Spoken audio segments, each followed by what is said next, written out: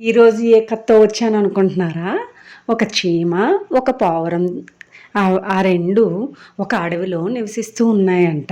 అయితే ఒకరోజు ఒక పావురమేమో ఒక చెట్టు మీద నిలబడి ఉంది. ఒక చీమ చెరువులో అలా కొట్టుకుపోతూ వెళ్తుందంట.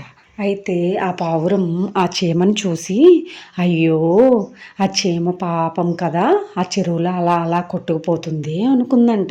కొంతసేపు పావురం అలా ఆ చీమను చూస్తూనే ఉందంట. చీమ ఎంతసేపటికి ఒడ్డుకు చేరుకోవట్లేదు. ఆ చెరువు అంట వాటర్ ఏమో చాలా ఎక్కువగా ఉందంట. దానివల్ల చీమ లోపలికి వెళ్ళిపోవచ్చు అనుకుందంట. అప్పుడేమో పావురం అనుకుందంట, అయ్యో! చీమకి మనం ఎలా అయినా సాయం చెయ్యాలి అనుకుందంట. అప్పుడు పావురం ఆలోచించింది, మనం ఏం చేస్తే చీమ బతుకుతుంది అని ఆలోచించింది పావురం. అప్పుడేమైందంటే చీమకి ఆల్రెడీ పావురం చెట్టు మీద ఉంది కదా, ఒక ఆకుని చెరువులో వదిలిందంట. ఆ చీమ ఆ ఆకు మీద స్లోగా వచ్చి ఆకు మీదకి వచ్చేసింది. తర్వాత అలాగా ఒడ్డుకు వచ్చేసి చీమ బతికిపోయింది. అయితే పావురం తనకి సాయం చేసినందుకు ఏమాత్రం కృతజ్ఞత కోసం చూడలేదు. పావురం తర్వాత ఎగిరిపోయింది. చీమ అనుకుందంట, నా వల్ల ఎప్పుడైనా ఈ పావురానికి సాయం చేయగలిగితే చాలు అనుకుందంట. ఒక రోజంట చీమ అటువైపు వెళ్తుంటే ఒక వేటగాడంట తన వలలో ఆ పావురాన్ని వల వేస్తే పావురం ఆ వలలో చిక్కుకుపోయింది. చీమ చాలా దూరం నుండి చూస్తూ ఉందంట.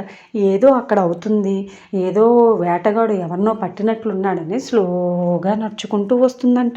చూసేసరికి పావురమేమో వలలో చిక్కుకుందంట. వేటగాడు ఆల్రెడీ చాలా వాటిని పట్టడానికి చూస్తున్నాడు.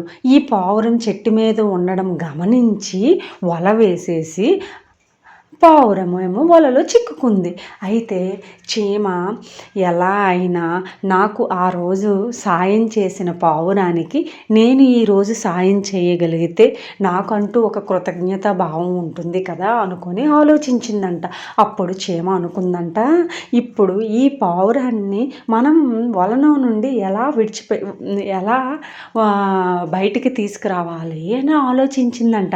చీమ చాలాసేపు ఆలోచించి వేటగాడు ఆ వలలో ఉన్న పావురాన్ని తన భుజం మీద వేసుకొని పట్టుకుంటూ వెళ్తున్నాడు. అయితే చీమ అనుకుంది, అయితే నేను కాలు మీద కొడితే వేటగాడికి నొప్పి వచ్చి ఆ వలని విడిచిపెడతాడు కదా, అప్పుడు పావురం ఎగిరిపోతుంది కదా అనుకున్నది. అయితే ఇదేదో బాగుంది నా ఆలోచన అనుకొని చీమ స్లోగా వేటగాడి కాలు దగ్గరికి వెళ్ళింది. తర్వాత వేటగాడి కాలుకి గట్టిగా ఇలా అన్నది చీమ, చిటిక్కుమన్నది. అప్పుడు వేటగాడు గట్టిగా ఏమో అన్నాడంట. అనేసి ఆ వలని విడిచిపెట్టేశాడు. విడిచిపెట్టగానే పావురం తుర్రున ఎగిరిపోయింది. చీమ అనుకుందంట, అమ్మయ్య, నాకు హెల్ప్ చేసిన పావురానికి నేను హెల్ప్ చేశాను.